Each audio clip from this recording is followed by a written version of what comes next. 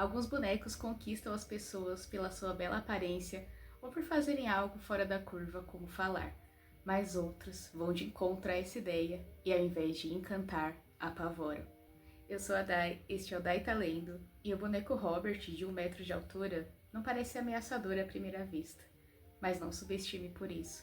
O tamanho do terror que esse boneco causou é imensurável.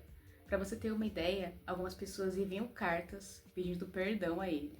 Eu quero falar a minha opinião aqui, é uma observação, na verdade. A boneca da Annabelle, não a dos filmes, e sim a real, ela tem uma aparência fofa, que a gente até pensa que é do tipo que teríamos em casa. Mas olha a aparência do Robert.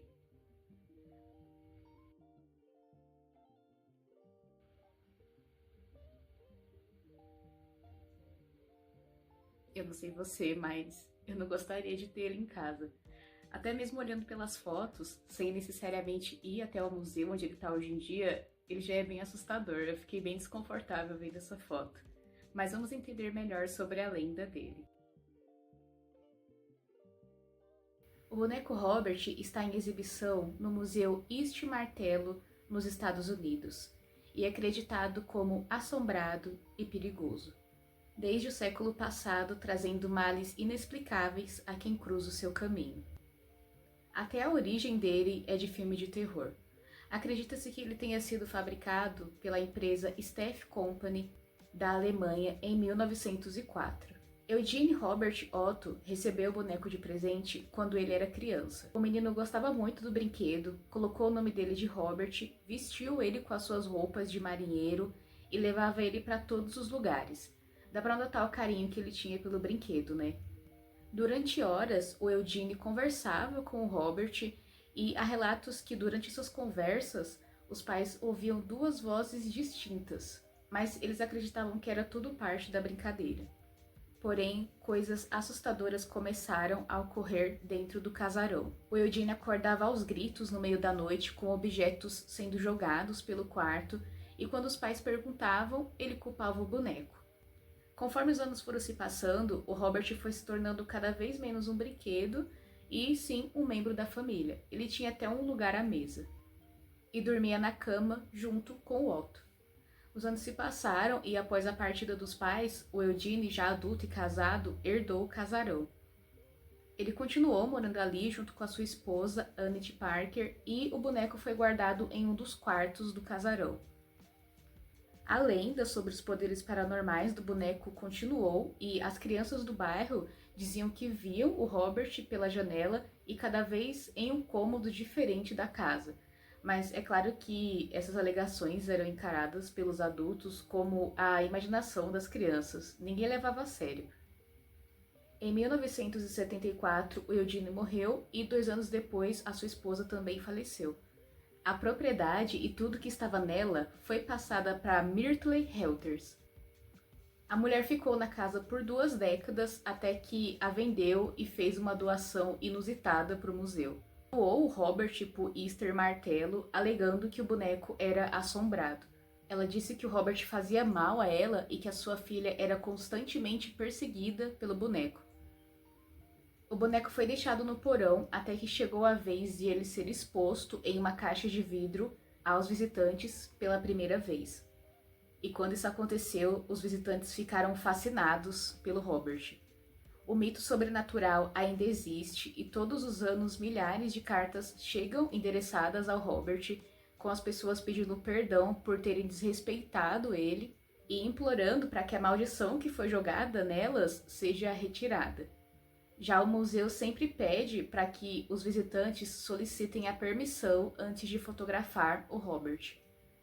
Esse é o caso realmente assustador, eu fiquei bem incomodada enquanto eu lia, e como eu disse para vocês, até mesmo a aparência do Robert me deixou meio incomodada.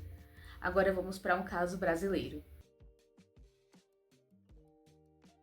Após ser adiada diversas vezes, a boneca da Xuxa foi lançada oficialmente em 1987. Nessa época, a Xuxa Meneghel era um fenômeno e fazia sucesso apresentando o Clube da Criança na extinta TV Manchete.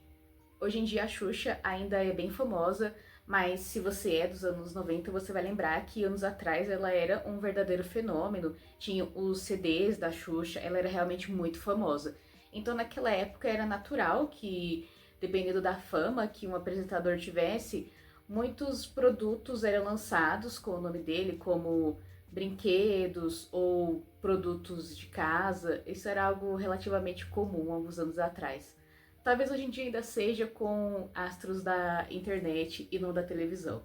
Então, com tanta fama, era só questão de tempo até que tivesse um brinquedo oficial da Xuxa, até que isso aconteceu. A boneca era considerada grande, com 85 centímetros de altura, com um corpo macio e flexível capaz de imitar as poses que a apresentadora fazia no seu programa. Hoje em dia essa boneca é conhecida como Xuxona, é considerada um item de colecionador e na internet ela pode ser vendida por até R$ 1.000. A boneca da Xuxa foi um sucesso. Era difícil ter alguma criança que não quisesse ter uma para chamar de sua. E foi nesse clima que a lenda surgiu. Segundo a lenda, no final dos anos 80, uma criança começou a pedir muito para a mãe para ganhar uma das bonecas da Xuxa. Desempregada e sem dinheiro, a mulher acabou ficando muito irritada e teria dito para a filha que só teria a boneca se o diabo mandasse o dinheiro. E segundo a lenda, no dia seguinte foi exatamente isso que aconteceu. A mulher teria recebido a quantia exata para comprar a boneca, comprou o brinquedo e presenteou a filha. Mas esse brinquedo não trouxe alegria e sim uma enorme tragédia para a vida delas. A lenda diz que esse brinquedo teria ganhado umas garras enormes, um busto também enorme.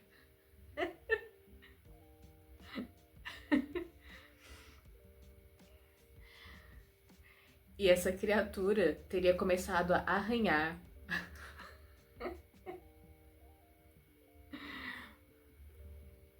a pessoa que ganhou ela como presente.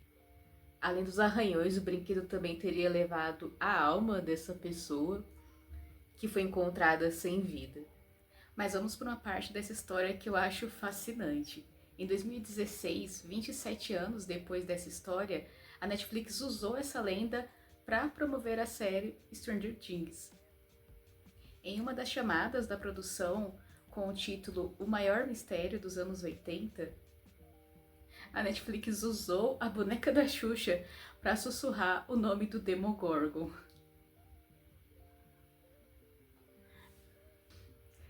Eu lembro de ter visto essa chamada na época e tem um momento que a Xuxa fala: "Vamos ouvir o meu disquinho ao contrário?" Gente, absoluto cinema, né?